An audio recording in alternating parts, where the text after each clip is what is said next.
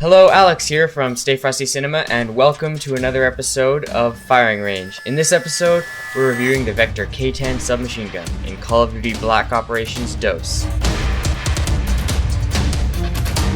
As always, let's kick things off with stat time. The Vector K10 is unlocked at level 16.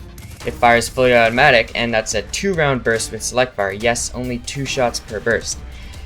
The Vector K10 fires at 937 rounds per minute, 1,200 rounds per minute with rapid fire. The in-game description of the Vector K10 is that it is a fully automatic submachine gun, incorporates recoil mitigation technology. The maximum and close range damage of the Vector is 33 damage. The headshot multiplier on the Vector K10 is 1.1x. The medium range damage of the Vector is 22, and it hits its medium range damage at about 15 yards. The minimum, its long range damage, is 18 at about 20 yards. The standard move speed of the Vector K10 is 100%. The aim down sights move speed with the Vector K10 is 80%, and with stock, it's 102%.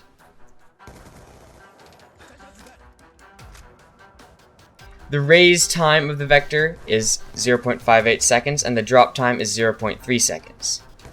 The Vector has 36 rounds in a clip, and with extended mags, this becomes 48 rounds in a clip. The Vector reloads in 1.9 seconds normally, and if you hit an empty clip, it'll take 2.62 seconds to reload. Our opinion on the recoil is that we feel the wall tests don't really do this gun justice. Recoil on the gun seems small at first, but then kicks up after the first couple of shots. That's probably the extent of the recoil mitigation technology.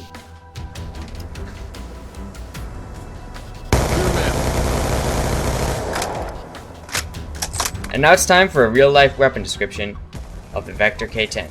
The Kriss Vector series is a collection of submachine guns developed by Kriss USA, all caps for Kriss, K-R-I-S-S, utilizing asymmetrical recoil and inline design to reduce recoil and muzzle climb in action.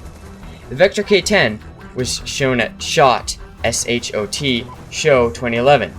The K10 variant uses Glock 21 magazines and a slightly more compact design that employs the same Super V system as previous versions. Now it's time for our recommended attachments on the Vector K10. Obviously, silencer. And being one of the faster firing 4 to 6 shots rather than the slower firing 3 to 6 shots to kill SMGs, silencer isn't as much as a handicap. Fast mags. Who doesn't want to reload faster? I mean, it's a no-brainer. We don't really need to explain fast mags. It's like sleight of hand in a game. Reload faster, get back in the action. We also recommend stock. A 22% bonus to your aim down sights move speed can be very helpful in evading opponents, and especially if they don't really have a high sensitivity. In some cases, you can move faster than they can turn to look at you. We also recommend long barrel if you want to go loud instead of silencer. Paired with the manageable recoil and clear irons, it's a good idea to boost the effectiveness at range.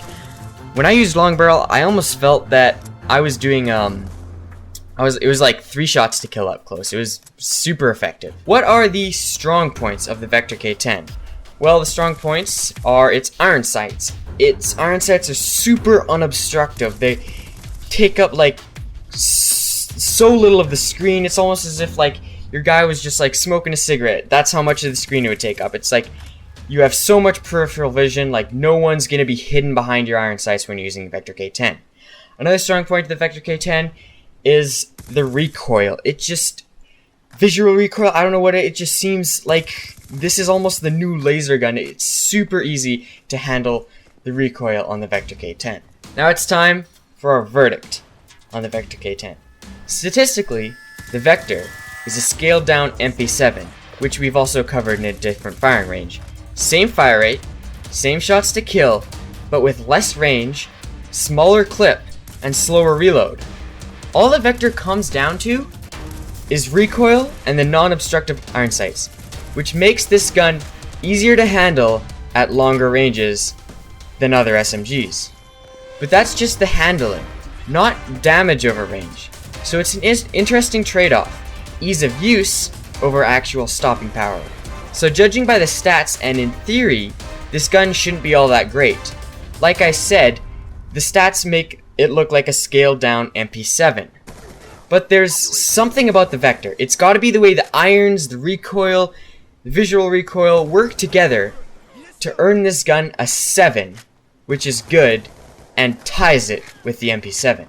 That's all for this episode. Go ahead and try out the Vector some more. Leave your commentos down below. Remember to rate the video and subscribe for more if you haven't already. And above all, stay frosty.